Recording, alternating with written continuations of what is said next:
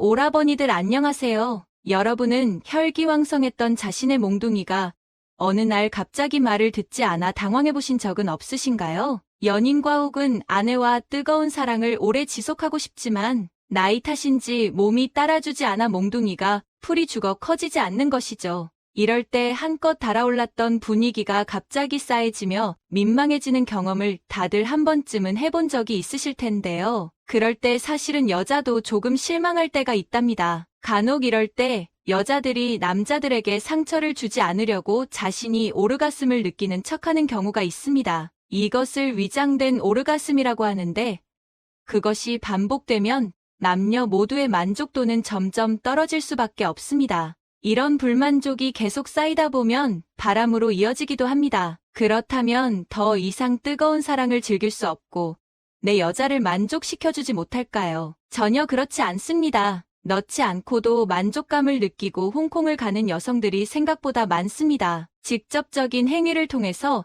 홍콩을 경험하는 여자는 18% 정도로 생각보다 넣는 행위는 여자의 만족감에 큰 영향이 없었습니다. 나이가 들었다고 몽둥이가 말을 안 듣는다고 포기하거나 실망하실 필요가 없습니다. 오늘은 넣기 전 빠른 시간 안에 내 여자가 절정을 느낄 수 있는 다양한 방법을 알려드리겠습니다. 포인트는 파트너의 성감대를 나의 손을 포함한 온몸을 이용하여 적극적으로 자극하는 것입니다. 그렇게 하다 보면 흥분하는 파트너를 보면서 남자분도 역시 이전에는 느껴보지 못했던 색다른 쾌감을 느끼실 수 있을 거예요. 첫 번째는 몸으로 비비기입니다. 이것은 옷을 벗지 않고도 언제든 할 수 있는 유용한 행위입니다. 서로의 몸을 더듬거나 입을 맞추면서 바지를 입은 채 몽둥이를 비벼보는 것입니다. 이렇게 서로의 중요 부위를 비비는 것만으로도 흥분하는 사람들이 많습니다. 여자의 쾌감을 측정하는 한 연구에서는 넣었을 때의 쾌감보다 중요 부위를 비비거나 자극했을 때 느끼는 쾌감이 더 큰 것으로 나타났습니다. 그만큼 비비기만 잘해도 넣는 것보다 더 강한 쾌감을 선사할 수 있는 것이죠. 손으로 부드럽게 예민한 부위를 스치듯 비벼보세요. 아니면 팔이나 다리 같은 신체 부위를 이용해 비벼도 됩니다. 두 번째는 손으로 구석구석 마사지하기입니다. 남성이 여성의 몸을 구석구석 마사지해주는 것만으로도 여자는 만족하고 홍콩에 이를 수 있습니다. 우리의 몸이 굽고 뭉치는 데에는 심리적인 요인이 크다고 합니다. 파트너의 어깨가 딱딱하다면 근육을 긴장하고 굳게 만든 스트레스 요인이 있다는 겁니다. 스트레스는 에스트로겐 같은 성, 호르몬 분비를 원활하지 못하게 만듭니다. 호르몬이 적어 평소 성욕이 낮으니 애초에 출발선이 남들보다 뒤에 있는 거죠. 게다가 성적 자극이 뇌까지 잘 전달되어야 쉽게 만족감을 느낄 수 있는데 스트레스는 그런 신경 물질 전달을 방해하는 가장 큰 요인입니다. 흥분이 내려가는 통로를 막는 것이죠. 그러니 내 파트너의 몸 구석구석을 부드럽게 마사지해주며 스트레스로 뭉친 근육을 풀어주세요. 이때 편안한 장소와 분위기는 정말 중요합니다. 조명을 은은하게 낮추거나 향초를 켜는 것도 효과적이죠. 향이 좋은 오일을 몸 전체에 바르면서 마사지하는 것도 좋고요. 오일을 바르는 동작이 끝나면 먼저 등 전체에 압박을 주면서 마사지를 한 다음 부드럽고 가볍게 목에서 가슴으로 내려오면서 만져주세요. 서로가 이렇게 한 번씩 번갈아가며 해주세요. 사랑을 나누는 것은 일방통행이 아닙니다. 서로 주거니 받거니 하며 서로를 소중히 여기는 것이 쾌감으로 향하는 지름길입니다. 세 번째는 함께 자기 위로를 해보는 것입니다. 장거리 커플은 잠자리를 통해 욕구를 해소하거나 만족감을 느끼기 쉽지 않습니다. 취업이나 유학, 지방 근무 등으로 서로 멀리 떨어져 있어 자주 만나지 못하는 경우 화상 통화나 서로의 음성을 들으며 자기 위로를 통해 욕구를 해소하며 친밀감을 느낄 수 있습니다. 네 번째는 정신적으로 마사지 해주기입니다. 대부분의 여자는 격렬한 행위보다는 달콤하고 부드러운 터치를 더 좋아합니다. 배려하지 않는 잠자리는 지루한 운동과 다르지 않기 때문에 여자 입장에서는 아무런 느낌이 없고 아프기만 하니까 빨리 끝나길 바랄 뿐이죠. 여자는 상대의 진정성과 배려에 크게 좌우됩니다. 관계 시 미소와 친절한 표정을 유지한다면 마음은 충분히 전달됩니다. 사랑을 나눌 때 파트너의 몸을 만져주고 마사지해주는 건 파트너의 불안과 스트레스들 따뜻한 손으로 어루만져주는 것으로 일종의 정신적 마사지이기도 합니다. 이 교감의 과정에서 사랑의 호르몬인 옥시토신 같은 좋은 호르몬이 나오고 스트레스 수치가 낮아지게 되면서 행복한 감정과 함께 절정에 가까워지게 됩니다. 때로는 그냥 살과 살을 맞대고 체온을 나누면서 애인의 힘들었던 속 이야기를 들어주고 작은 위로를 건네는 것, 이것만으로도 충분히 따뜻하고 흥분되는 전의를 만들어낼 수 있습니다. 5번째는 가슴을 자극하기입니다. 가슴의 애무는 전이 과정일 뿐 아니라 그것만으로도 홍콩을 보낼 수 있다고 합니다. 한 연구에서는 여성 참가자를 나눠서 여성의 동굴과 가슴을 자극하도록 했습니다. 그런데 가슴을 자극했더니 동굴을 만졌을 때 자극을 느끼는 뇌 부위가 활성화되었다고 합니다. 가슴은 그만큼 예민한 신체 부위 중 하나인 것이죠. 가슴 터치는 해주는 사람의 숨소리와 표정이 하나하나 그대로 받는 사람에게 전달되기 때문에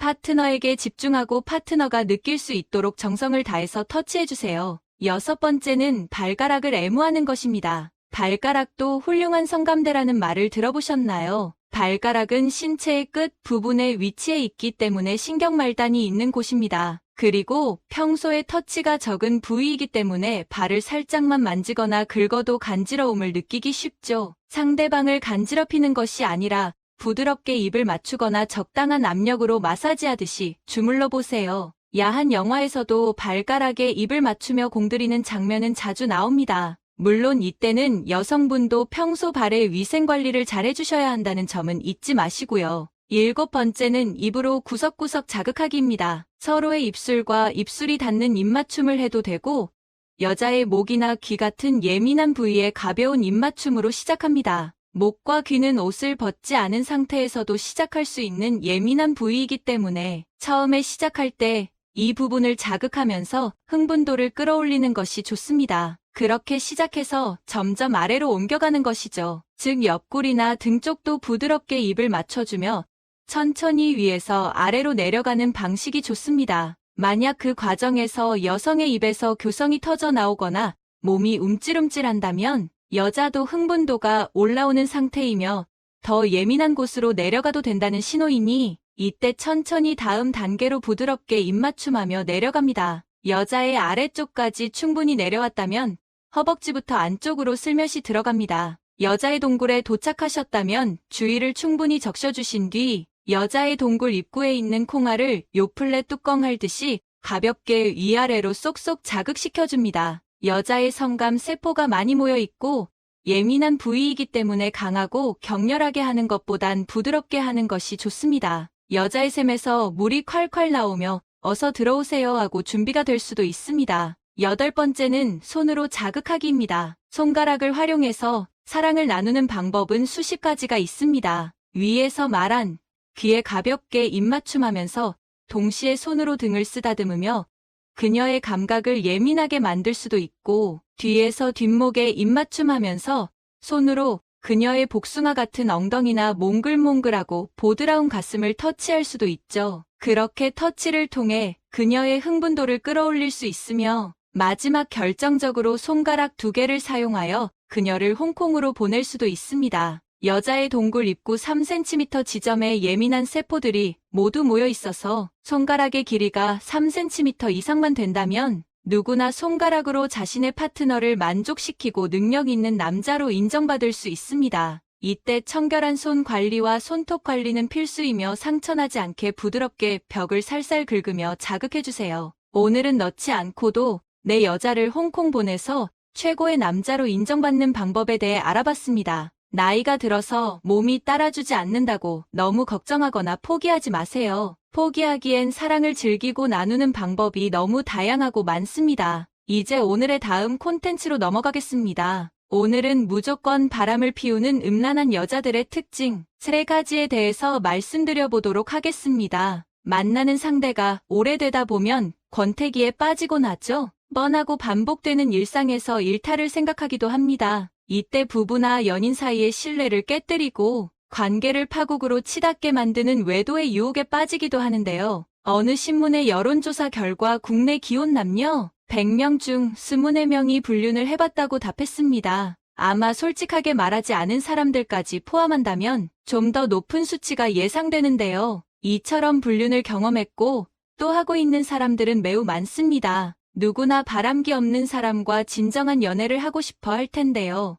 연애 경험이 별로 없으신 분들은 상대 바람기를 잘 구분하지 못하는 경우가 많습니다. 그렇기에 이번 영상은 이런 바람기 다분한 거의 100% 바람을 피우는 여자들의 특징에 대해서 구체적으로 설명드려 보겠습니다. 구독과 좋아요, 알림 설정은 영상 제작에 큰 힘이 되고 있답니다. 항상 감사드립니다. 무조건 바람 피우는 음란한 여자 특징 첫 번째, 의심이 많다. 의심이 많은 사람들은 애정 결핍이 심하거나 관계에 불안감을 느껴서 그렇다는 얘기가 많은데요. 이렇게 의심이 많은 사람들에게는 충격적인 또 다른 특징이 있었습니다. 캐롤라이나 대학의 닐 교수는 의심과 질투가 많은 사람들의 특징을 알아내기 위해서 100쌍의 커플들을 모집했는데요. 커플들은 일주일 동안 다이어리를 가지고 다니면서 애인이 바람난 건 아닐까? 의심이 갔던 일, 내가 애인 말고 다른 사람에게 끌렸던 일이 일주일간 몇 번이나 있었는지 기록했습니다. 조사 결과 죄 없는 애인을 의심했던 사람들은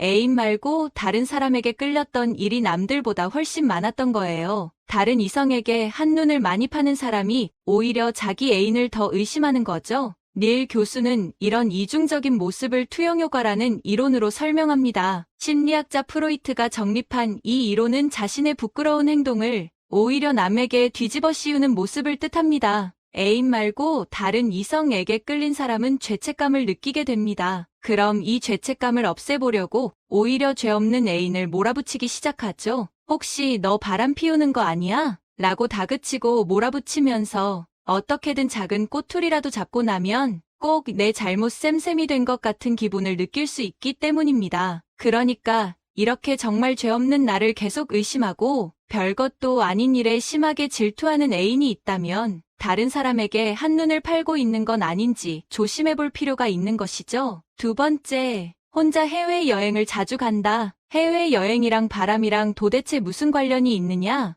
라고 생각하실 수 있는데요. 지금부터 집중해 보시기 바랍니다. 콜롬비아 대학의 루 교수는 해외로 교환학생을 떠날 예정인 215명의 남녀를 모집해 한 가지 실험을 합니다. 먼저 참가자들에게 어려운 수학 문제를 여러 개 풀게 한 후 각자 채점을 하도록 했는데요. 그런데 루 교수가 낸 문제 중에는 참가자들이 절대 풀 수 없는 문제가 하나 섞여 있었습니다. 답이 없는 문제였죠. 참가자들이 답 없는 문제를 풀었다고 대답을 하면 거짓말을 하는지 바로 알 수 있었습니다. 참가자들이 다른 나라에서 6개월을 보낸 후 루 교수는 다시 그들에게 연락해 똑같은 실험을 반복했는데요. 두 결과를 분석한 루 교수는 깜짝 놀랐습니다. 거짓말한 사람의 수가 여행 전에는 64명이었는데 여행을 떠난 후 6개월이 지나자 103명으로 무려 60%가 상승한 거죠. 대체 왜 이런 일이 일어난 걸까요? 이 모든 건 바로 도덕적 기준이 달라졌기 때문이었습니다.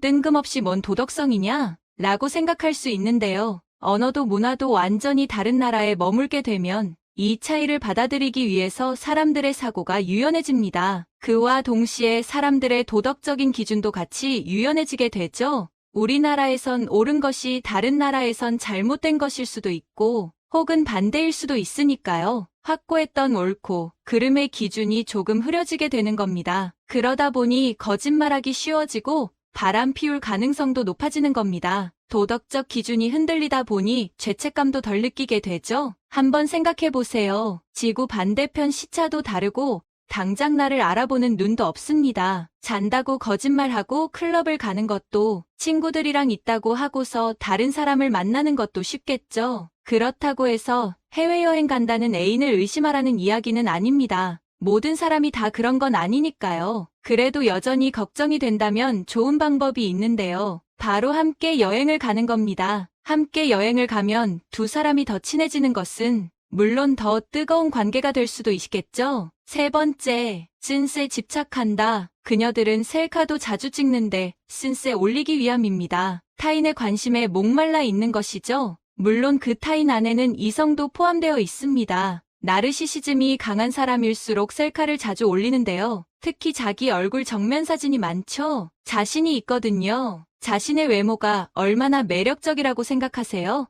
보통 이런 질문을 받으면 사람들은 겸손하게 답합니다. 정말 자기가 괜찮게 생겼다고 생각해도 말이죠. 그런데 토론토 대학의 다니엘 레 박사의 연구에서는 셀카를 자주 찍는 사람일수록 자신의 외모가 남들보다 예쁜 편이라고 대답했습니다. 다니엘 레 박사는 셀카를 자주 찍는 사람과 셀카를 잘 안 찍는 사람을 분류해서 자신의 외모를 평가하게 했는데요. 그랬더니 셀카를 자주 찍는 사람들은 자신의 외모를 다른 사람의 객관적인 평가보다 30% 더 매력적이라고 생각했습니다. 자기 외모가 평균 이상이라고 응답한 사람들이 대부분이었죠. 나르시시즘이 강할수록 자신의 외모가 남들보다 뛰어나다고 생각하는 것입니다. 이렇게나 사랑스러운 내 얼굴을 모두가 좋아할 거라고 착각하는 거죠. 그래서 셀카를 자주 올리는 것입니다. 또한 영국 브루넬 대학교의 타라 마샬 박사가 500여 명의 쓴쓸 샅샅이 조사한 결과 자기애가 강한 나르시스트들이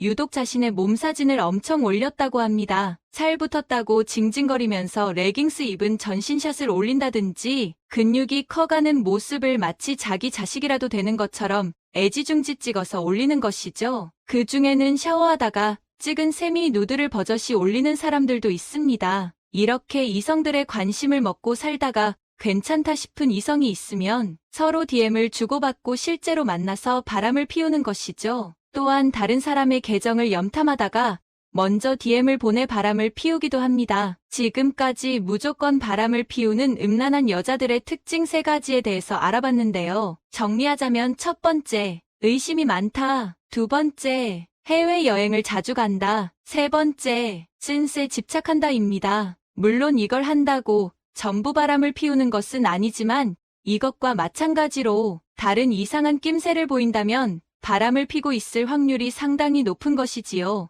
우리 오라버니들은 이런 여자들을 반드시 조심하시기 바랍니다. 마지막 부분은 당신의 삶을 위한 건강 섹션이 될 것입니다. 생각만 해도 기분이 좋아지는 식품이 있는데요. 초콜릿이 그렇지 않을까 생각해봅니다. 특히 카카오 성분이 다량 함유된 다크 초콜릿은 건강에도 아주 좋다고 하는데요. 기분도 좋게 하고 건강에도 좋다고 하는데 간식으로 드시면 최고일 것 같습니다. 그렇다면 이 다크 초콜릿에는 어떤 효능들이 숨겨져 있을까요? 다크 초콜릿이 건강에 좋다는 말을 들어보기는 했지만 달달한 초콜릿이 건강에 진짜 좋을까?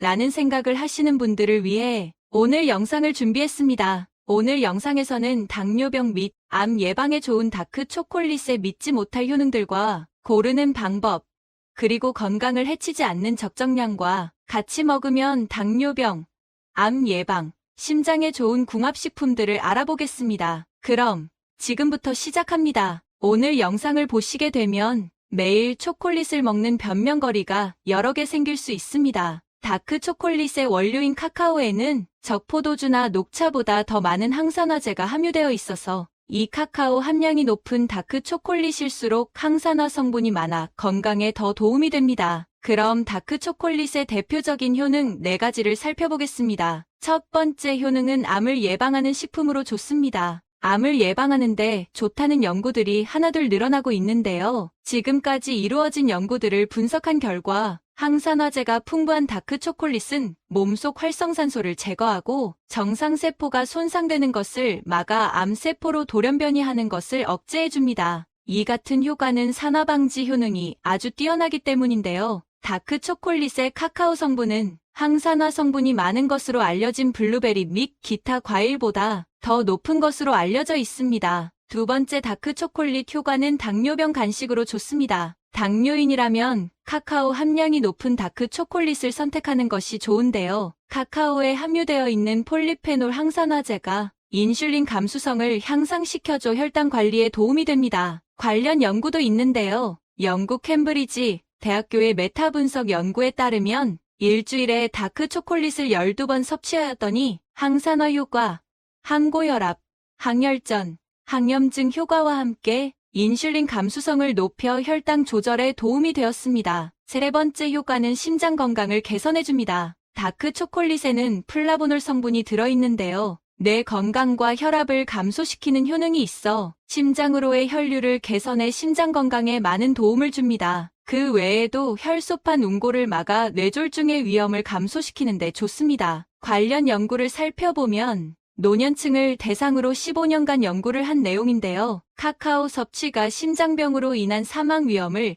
약 50% 감소시켰습니다. 연구원들은 일주일에 2번 이상 다크 초콜릿을 섭취하게 되면 동맥이 석회화되거나 플라크가 발생할 위험이 약 30% 감소한다고 밝혔습니다. 네 번째는 뇌 건강에 좋습니다. 다크 초콜릿의 카카오 성분은 인지 기능을 개선하는 데 좋은데요. 카카오에는 뇌를 보호하는데 도움이 되는 플라보놀 항산화제가 다량 들어있습니다. 이 성분이 뇌 혈류를 증가시켜주고 파킨슨병과 알츠하이머를 예방하고 치료하는 데 도움이 됩니다. 이렇게 좋은 다크 초콜릿, 어떤 것을 고르는 것이 좋을까요? 건강에 도움이 되려면 카카오 함량이 70% 이상인 것을 고르는 것이 좋습니다. 특히 당뇨병이 있는 분이라면 더 높은 카카오 함량을 드시는 것을 추천드립니다. 실제로 하버드 공중보건대학원의 연구에 따르면 건강을 위해서는 카카오 성분이 70% 이상의 초콜릿을 먹어야 한다고 밝히고 있습니다.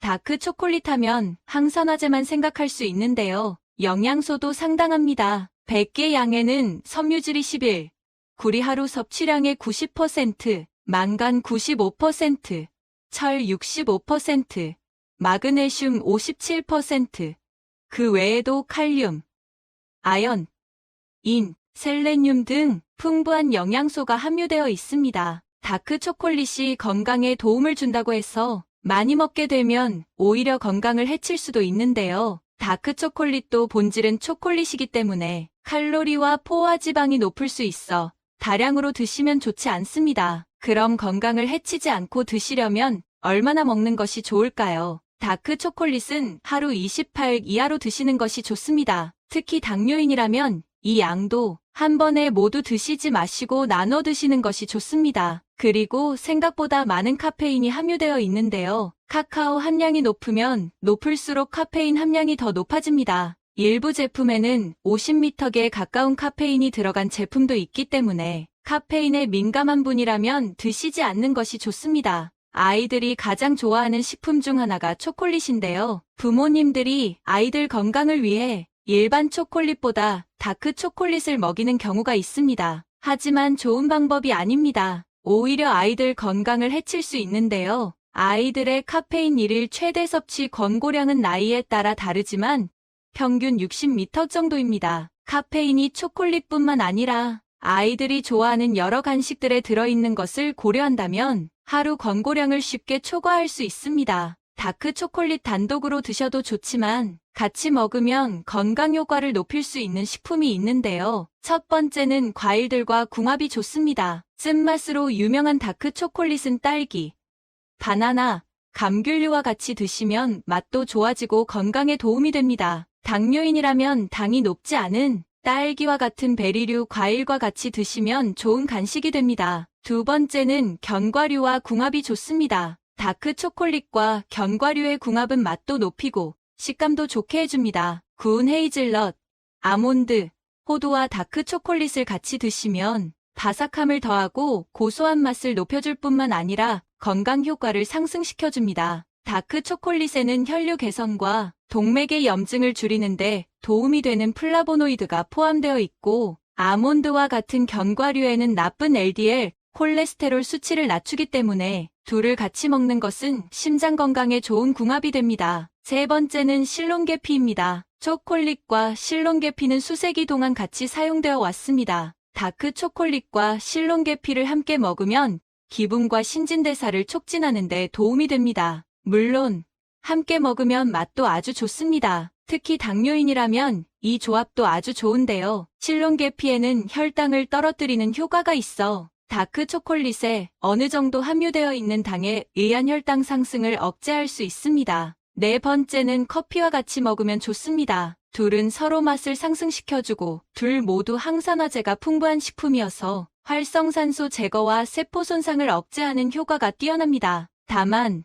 둘 모두 카페인이 포함되어 있어 자칫 카페인 폭탄이 될 수 있습니다. 커피와 다크 초콜릿을 같이 드신다면 카페인이 포함되어 있지 않은 디카페인 커피를 드시는 것이 좋습니다. 지금까지 다크 초콜릿의 효과와 주의할 점, 궁합식품들을 알아봤습니다. 가장 중요한 것은 섭취량입니다. 건강에 좋다고 계속 드시는 분들이 있습니다. 다크 초콜릿에도 당과 지방 등이 함유되어 있기 때문에 하루 섭취량을 지키는 것이 중요합니다. 드실 때도 식전이나 식후 바로 드시기보다는 식사와 식사 사이에 간식으로 드시는 것이 좋습니다. 그리고 가능하다면 궁합이 좋은 식품과 같이 드실 것을 권해드립니다.